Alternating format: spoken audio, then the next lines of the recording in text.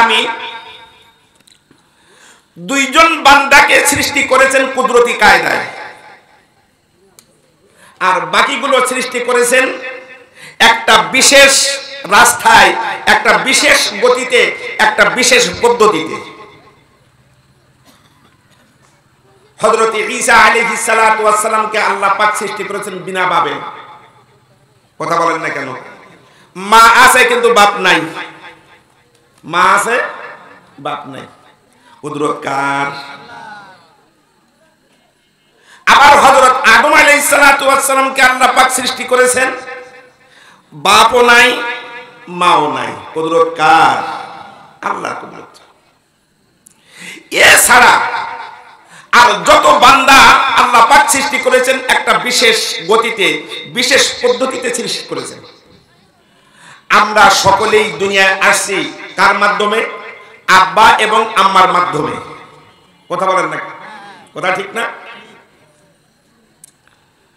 এটা আল্লাহ পাক একটা বিশেষ পদ্ধতি তৈরি করে রেখেছেন, এই পন্থায় বান্দা পৃথিবীতে আসবে।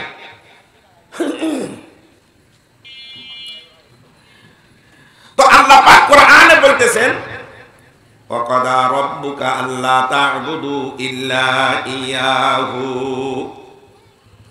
ওয়া বিল ওয়ালিদাইনি ইহসানা।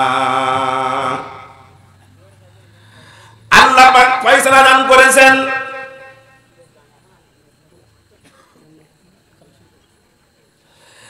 আল্লাহ পাক বিচার ফয়সালা দান করেছেন, সিদ্ধান্ত দিয়েছেন যে তোমরা তোমাদের রবের ইবাদত করবা। বলেন তো আমাদের রবের নাম কি? আরো জোরে বলেন আমাদের রবের নাম কি?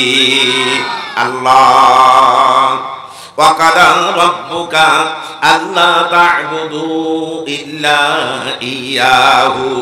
আল্লাহর চূড়ান্ত সিদ্ধান্ত হলো বান্দা তুমি তোমার কপালকে তুমি আল্লাহর কুদরতি কদমের উপরে রাখবা। আল্লাহ ছাড়া আর কারোর ইবাদত করা যাবে? আরো জোরে বলেন। যদি কেউ আল্লাহ ছাড়া অন্য কোন বস্তুকে মনে করে যে সে আমার সেই উপকার করেছে, এখানে আল্লাহর কোনো হাত নাই, তাহলে ও কাফের। জোরে বলেন কি? আরো জোরে বলেন। ও হলো কাফের। কারণ পৃথিবীর মধ্যে শুরু থেকে শেষ পর্যন্ত যা কিছু পৃথিবীর মধ্যে আমরা দেখি, এই সবগুলো সৃষ্টিকর্তা একমাত্র আল্লাহ। এজন্য ইবাদত করতে হবে কার? আমার দুইটি চক্ষু দান করেছেন, আমার দুখানা হাত দিয়েছেন, আমার দুখানা পা দিয়েছেন, মুখে বলার শক্তি দান করেছেন, চোখে দেখার শক্তি দান করেছেন। অন্য কেউ দান করেন নাই, একমাত্র দানকারী হলেন আল্লাহ। তাহলে সব মিলিয়ে ইবাদত করতে হবে কার? আল্লাহ। আল্লাহর ইবাদত করা ফরজ। বান্দার উপরে ইবাদত করা কি? আরো জোরে বলেন, ফরজ। আল্লাহ বলেন আমার ইবাদত করা ফরজ, সাথে সাথে আমার ইবাদতের সাথে আরেকটা ফরজ রেখে দিয়েছি, ওয়া বিল ওয়ালিদাইনি ইহসানা। তুমি তোমার পিতামাতার প্রতি ইহসান করবা, সৎ ব্যবহার করবা, ভালো ব্যবহার করবা। কার প্রতি করতে হবে? ওয়া বিল ওয়ালিদাইনি ইহসানা। পিতামাতার প্রতি ইবাদত, পিতামাতার খেদমত করা, এটা হলো সন্তানের উপরে ওয়াজিব। আল্লাহর ইবাদত করা যেমন ফরজ, সন্তানের উপরে ফরজ হলো তার পিতামাতার সাথে সদ্ব্যবহার করা, পিতামাতার সাথে ভালো ব্যবহার করা, খেদমত করা। এ কারণে রাসূল করিম সাল্লাল্লাহু আলাইহি ওয়াসাল্লাম বলেন, এক সাহাবা রাসূলের কাছে জিজ্ঞাসা করলেন, ইয়া রাসূলুল্লাহ, ইয়া হাবিবাল্লাহ, মা হকুল ওয়ালিদাইনি আলা ওয়ালাদিহিমা। পিতা মাতার জন্য সন্তানের উপরে পিতা মাতার কি হক আছে? সন্তানের উপরে পিতা মাতার কি বললেন হুমা জান্নাতুকা ওয়া নারুকা, সে হয়তো তোমার জন্য জান্নাত হবে, আর না তারা দুজন হয়তো তোমার জন্য জান্নাত হবে, না হলে তোমার জন্য জাহান্নাম। তার মানে তুমি যদি তোমার পিতামাতার সাথে সদ্ব্যবহার করো, তুমি যদি তোমার পিতামাতার কথা মতে চলো, খেদমত করো, তাহলে ওই পিতামাতা তোমার জন্য জান্নাত।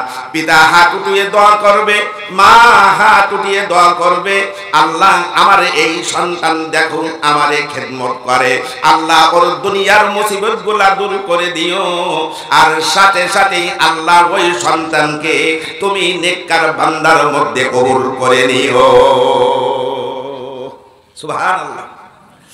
আর যদি পিতা মাতার খেদমত না করে, ওয়ানারুকা, তাহলে ওই পিতা মাতার মনের মধ্যে যদি সামান্য পরিমাণ কষ্ট এসে যায়, আল্লাহ বলেন ফালা তাকুল্লাহুমা উফিন ওয়ালা তানহারহুমা ওয়া কুল্লাহুমা কাউলান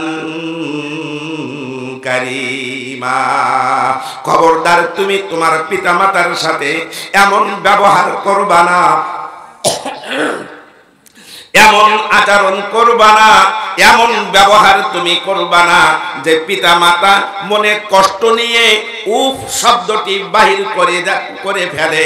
আর উফ শব্দটি যদি বাহির করে ফেলে, রাসূল বলেন হুমা নারুকা, ওই পিতা মাতা তোমার জন্য জাহান্নামের কারণ হয়ে গেল। কথা বুঝে আসছে তো ভাইরা আমার? এজন্য পিতা মাতার খেদমত করা সন্তানের উপরে ফরজ। সন্তানের উপরে কি? কোন কালে পশ্চিম কালেও পিতা মাতার খেদমত থেকে কোন সন্তান বাইরে থাকতে পারবে না। সব সময় সর্ব অবস্থায় সর্ব হালতে পিতা মাতার খেদমত সন্তানের উপরে করতে হবে। তাহলে ওই সন্তান হলো নেককার সন্তান, ওই সন্তান হলো ভালো সন্তান, ওই সন্তান হলো আল্লাহর কাছে প্রিয় সন্তান।